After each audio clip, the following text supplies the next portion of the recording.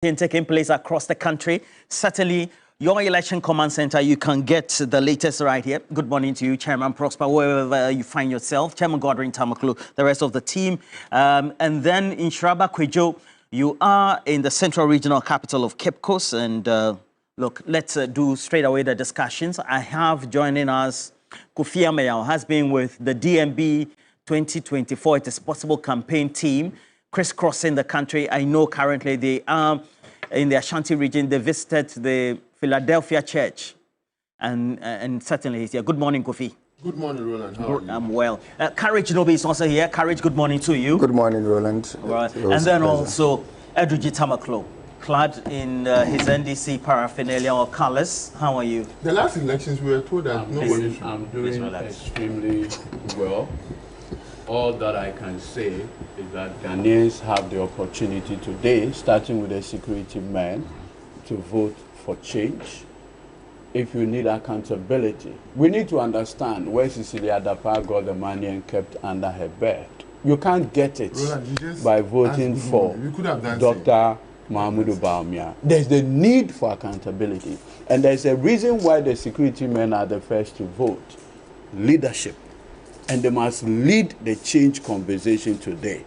I am seeing very beautiful these things that are going on, and I'm impressed. I've also seen the opinion poll by the security group that shows that John Dramani Mahama is doing over 53% relative to security votes. We thank them. We thank them for leading the charge for change. God bless them so much. God bless them.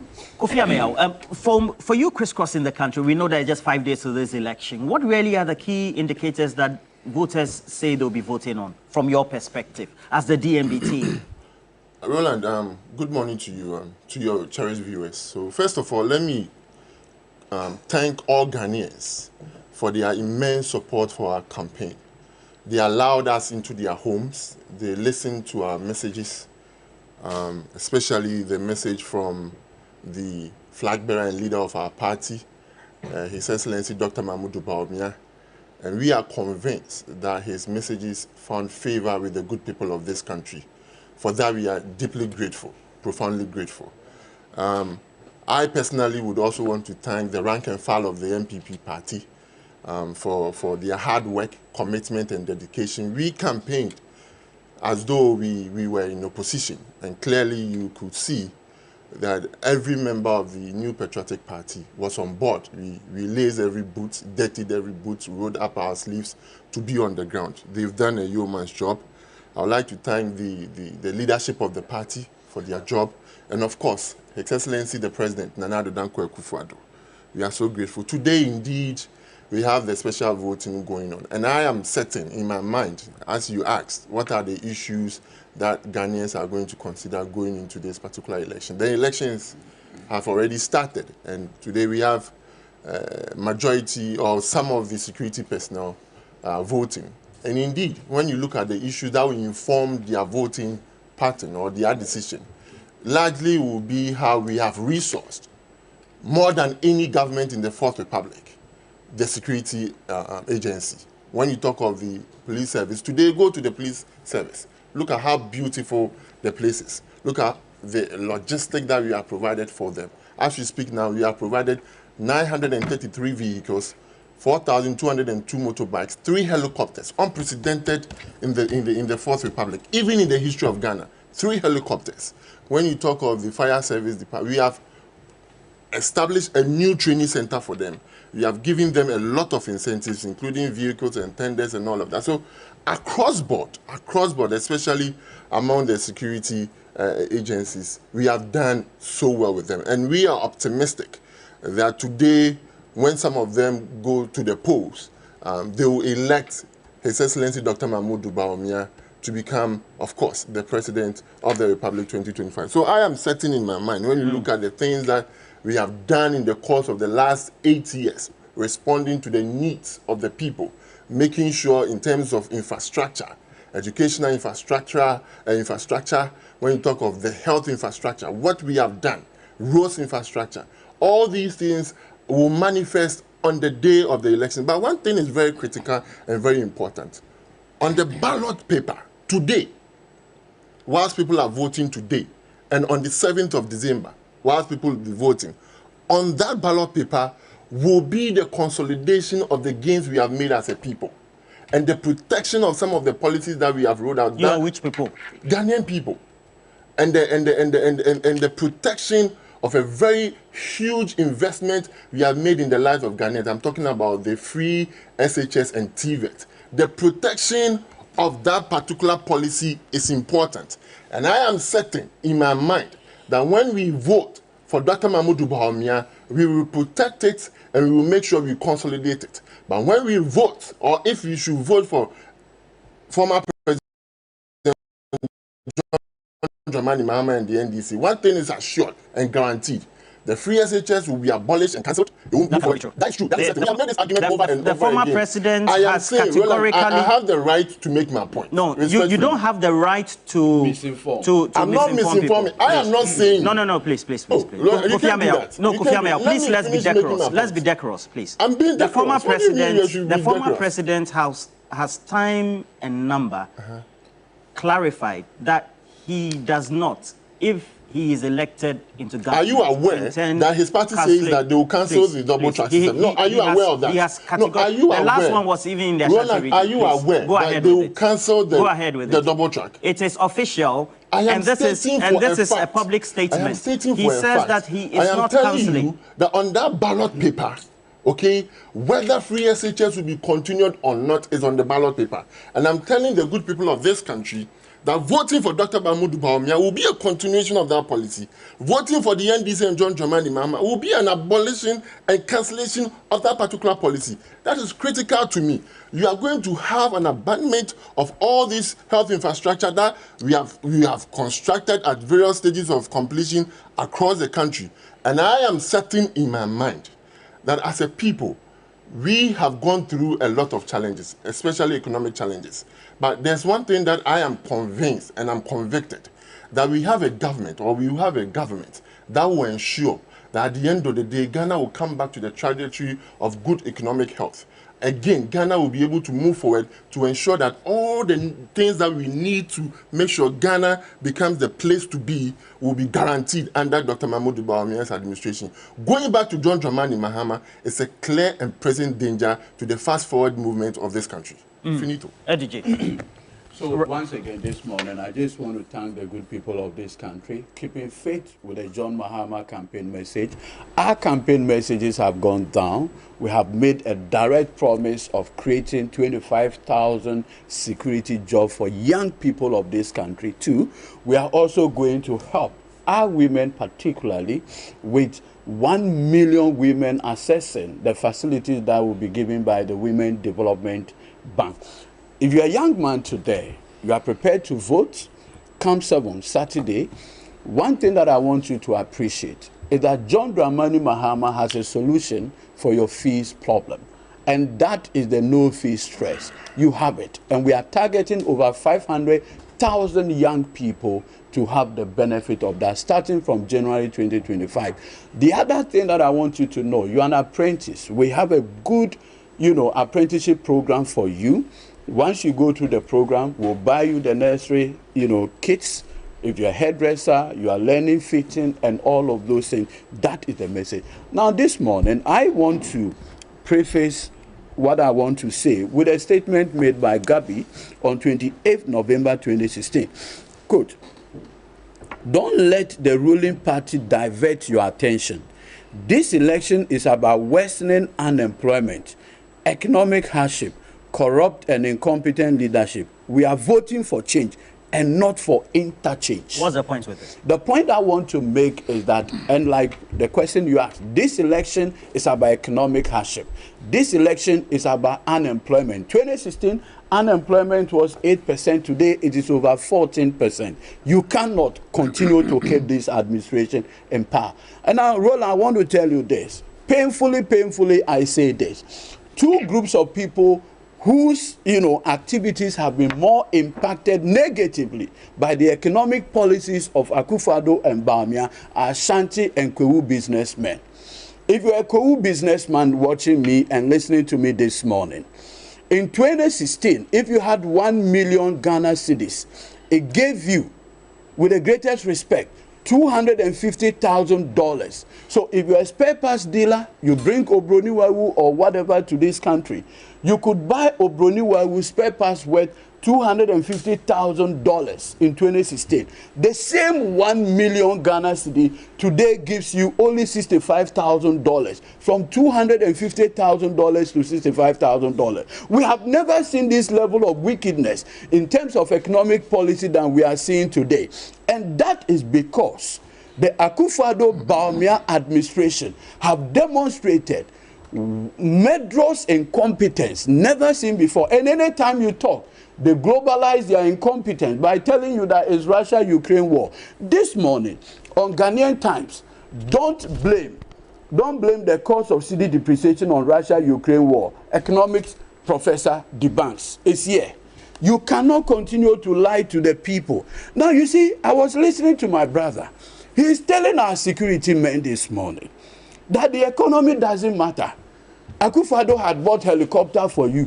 But I didn't. Oh, please. That's my understanding of what he said. Okay. That the economy does not matter. I don't think he said that directly. But that's the message he was telling. We all agree. He knows that the economy is bad. And this election is about the economy. Says who? No, so now if you go out there and you are telling people, security men, their wives and children who are going through hell, hardship, and you are telling them that Akufo-Addo had bought a helicopter for you, so your economic conditions do not matter. I disagree with that claim. Because we go to the same market with the wives of our soldiers, with the wives of our policemen, fire service personnel, prison officials. Do they have a separate market from the market we all go to? Today, as we speak, because of work done by police officers, most of them have either pressure issues. Today, pressure medicine had moved from 98 Ghana cedis to 540 Ghana cedis. Pressure medicines? Yes. And you are saying that helicopter, so they should go and clap for helicopter. You don't get it. You don't know what is going on. You are living in a different world, my brother. You say helicopter is not important. Can you imagine? No, helicopter facilitates, but the living conditions of the people. And so Bawumia said the economy is your pocket. Today, the salary paid to security men is wiped away by inflation. That rose to 54%. Today, exchange rate had made nonsense of salaries paid to security men. My brother Ameya, please come home. Please come home. This morning is about the suffering Ghanaians are going through. And painfully, at the time Rome is burning, Emperor Nero is playing and fidgeting. Who is Emperor Nero? Bawumia, of course. Oh, look, hold on, please. Ghanaians are going through so much pain. And he goes on the political stage. And what song does he sing? Kimpaluta ye, nyamye shrame, ena ashemo. Can you imagine this? That God has blessed him, Bawumia, and we are in pain. Thank you, sir. Thank you. Because I know, and I have a letter here, I'll show you. In 2016, Prudential Bank had to write to the MPP to remind them of a debt they took from them. Which debt is that? No, they took a facility, overdraft, from Prudential Bank in 2016 to operate the MPP. Today they have so much money that they are sharing money like granates. And you come and sit here. When you see, hold on, please. You can't make this allegation. When you see Dr. Bawumia on the platform, when you see Dr. Bawumia on the platform, what does he do? He said, "Onyamye shirame enashemo." Ashemo Ghana for you, the cool businessman that that used to do $1. You seem to be a bit unruly this morning. $1, yes, $1. You go and get 4 cedis for it. Today, you need 17.2. The cool businessman, the Ashanti businessman, who used to bring 5 containers, now is doing only 1 in Abosokai. You sit here this morning. What do you have to tell them? Comforting message of hope. You are telling them that, Sebio, we have brought free SHS, so your problems have been solved. Were we not in this country? But that's not what he said.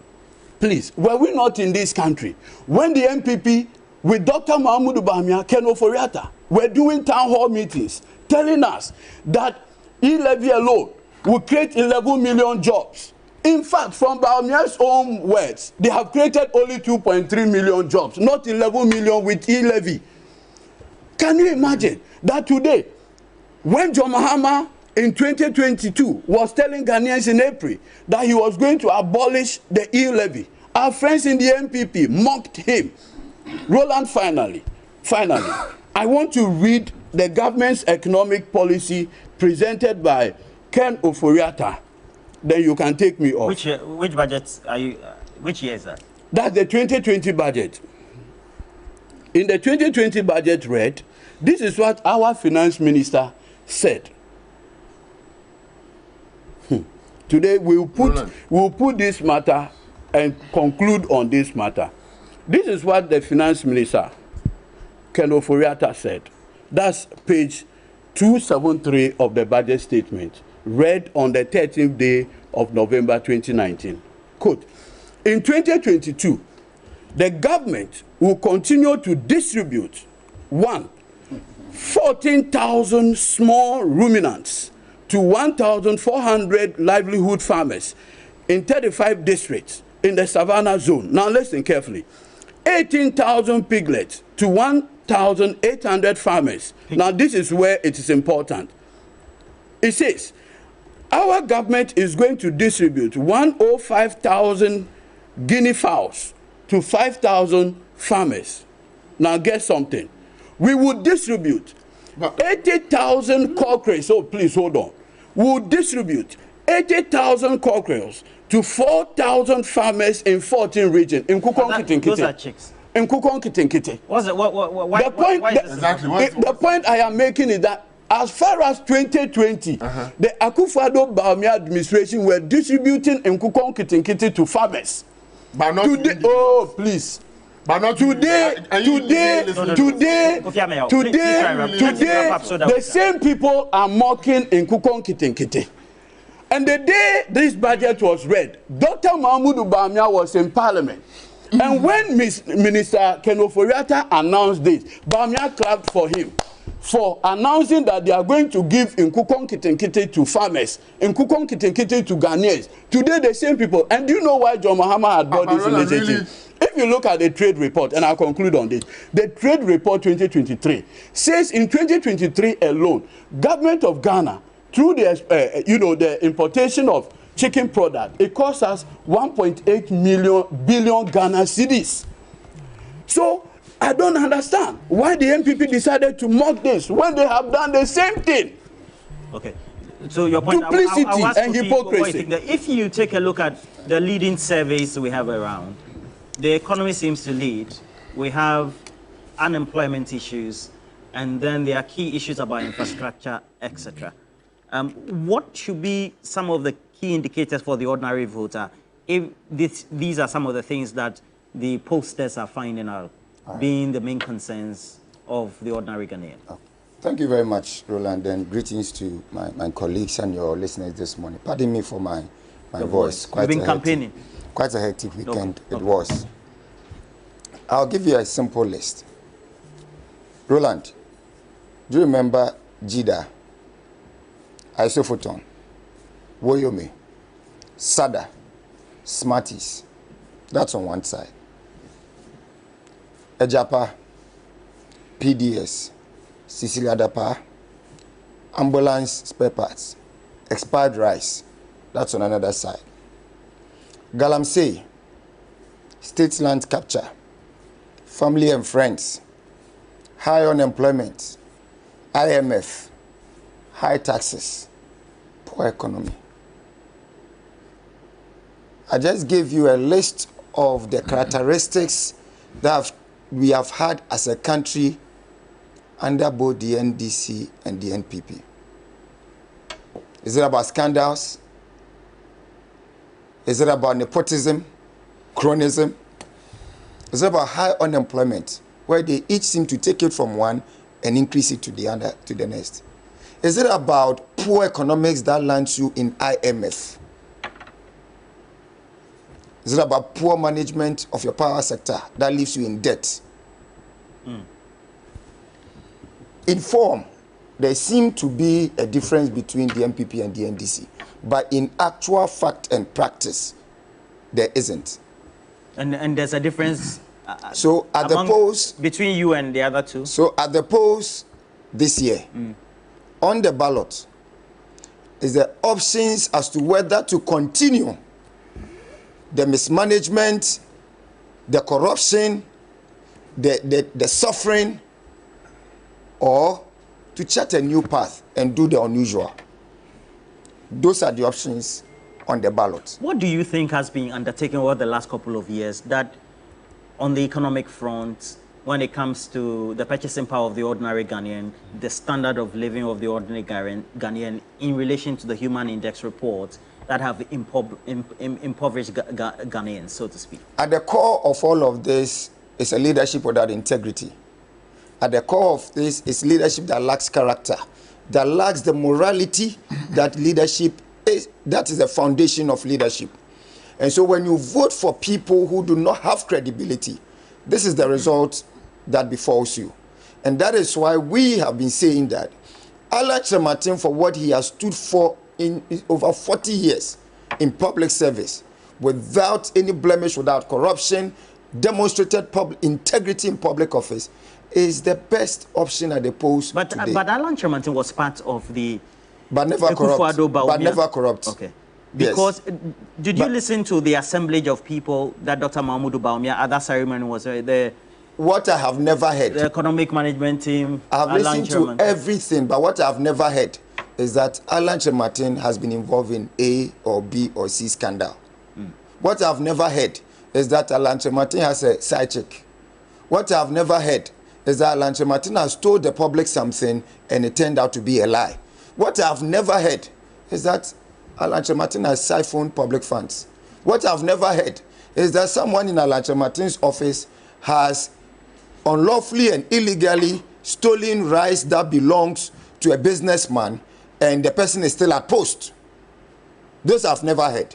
And he gives testament to his character, which we believe is the foundation of all true leadership. So this is the option that stares Ghanaians in the face on the ballot this year. Do not be deceived. It is not about free SHS. It is not about Nkukon Ketenkete. It is not about any of those. It is about the leader who has what it takes within the character to be able to do what he's promising you, what he's telling you he will do. We were promised in 2009, we were promised in 2012, President Mahama failed. And we voted him out in 2016. But we voted him out upon promises by Nana Bawumia, again in 2020 upon further promises, and they have failed. What do you think? If only, in going to vote, you boarded the sky train of Alhaji Bawumia, vote for him. If only you are in Cape Coast, and today, after this show, Honorable Eduji, coming to Cape Coast, will land at the Cape Coast airport, go and vote for him. That is what the elections is about. It's about these options. And so at the end of the day, we are saying that your living conditions are poor because of MPP and NDC. Unemployment is high, whether it was 8% and the NDC or 14% and the MPP, because they do not know how to create jobs. Alan Kyerematen is the one who knows how to create jobs. I don't know, but Alan Kyerematen was part of a government that created NAPCO, which currently the government has liability. NAPCO was the vice president's office. Alan Kyerematen doesn't answer for that. Alan Kyerematen answers for trade and industry. There, over 160,000 jobs, 1D, 1F. Uncountable jobs in vehicle assembly. Uncountable jobs when it comes to the resource centers he built across. Uncountable jobs that Kantanka has created because Alan Kyerematen enabled him, gave him more support and more funding. We should not, and Roland, that is what you are trying to do this morning, to confuse collective responsibility with individual accountability. I don't understand. Explain to me. Okay. Who should be taking responsibility collectively and individually? Media general is responsible for the media output that happens here. But you are especially responsible how you interrogate the panel here. The man manning the camera does not respond to why you are not asking the right questions. And so Alan Kyerematen cannot respond to why somebody's daughter has been given license or contract to buy ambulances. He cannot respond to why somebody in the vice president's office went to see someone's rice and the vice president went to donate it. He cannot respond to why the sports ministry claimed to have given GBC $3 million, but GBC got $105,000. He cannot respond to why there's galamsey happening there when there's a minister responsible for that. So that refrain should end today. But what is important is that Alan Kyerematen, for what he stands for, knows how to create jobs. He has been able to create jobs under President Kufuor. He's created jobs under Nana Akufo-Addo. In fact, when Nelson Mandela became president, when he needed people to turn over the economy of South Africa, Alan Kyerematen was one of the 7 experts that were called. Alan Kyerematen created jobs. Today, if you see Casapreco, Tropical Cables and the likes, it was because Empretech and Enterprise Africa, which are Kyerematen champion. Jobs remain the biggest problem of young people. And Alan is the one who knows how to do it. He has a plan. He has told you how he will do it. And so you vote for him. And that is the only credible options at the polls today. Thank you. I have this message from Carl. Carl Domino says he's from the US, he's back in Ghana. And he says there are issues and decisions that have been taken by the government, which has led Ghanaians to the stage where they are. The president boldly, alongside the finance minister at the time and supported by the vice president, who is now the presidential, and said that Ghana will not go to the IMF. There will not be haircuts. And now people cannot make ends meet. That is why their livelihoods are very poor. How do you situate that at the heart of the conversation? Knowing that people are impoverished, at the same time, their livelihoods have been made difficult because of the lack of purchasing power. And we have to tell them that, well, I was in cabinet, I was head of the economic management team, but I'm not responsible for. Well, and first of all, I asked a question. Yeah, I know. I'm responding to your question. Okay. Why are you? Why? Relax. You said first of all, so you want to digress. That's why I'm not digressing, and I have the right to respond to your question. Well. Very well, Kofi. To begin with, it does not lie in the mouth of Edudi to decide what are the important issues for Ghanaians going into the 2024 elections. It lies on the collective responses of Ghanaians. And that was determined by the National Commission on Civic Education. And they determined what the issues were. And this is what they said. They said the top 5 key issues that concern study responded most and must be prioritized by political parties prior to the 2024 elections and beyond were education, employment, health, roads, and infrastructure. Then when you come to Afrobarometer, they said that the most important things Ghanaians are looking at are 1, unemployment, infrastructure, roads, health, education, and management of the economy. I do not sit here and pretend that the cost of living in Ghana has increased. No doubt about that. But we must be reminded about certain key facts and issues. This government has not, stood aloof. We have responded to these needs and these challenges. That is why today, the salary of the security service worker is better, far better than that of what they were receiving under the administration of. Oh, come on, really? Do I need to mention today? Give some examples. Today,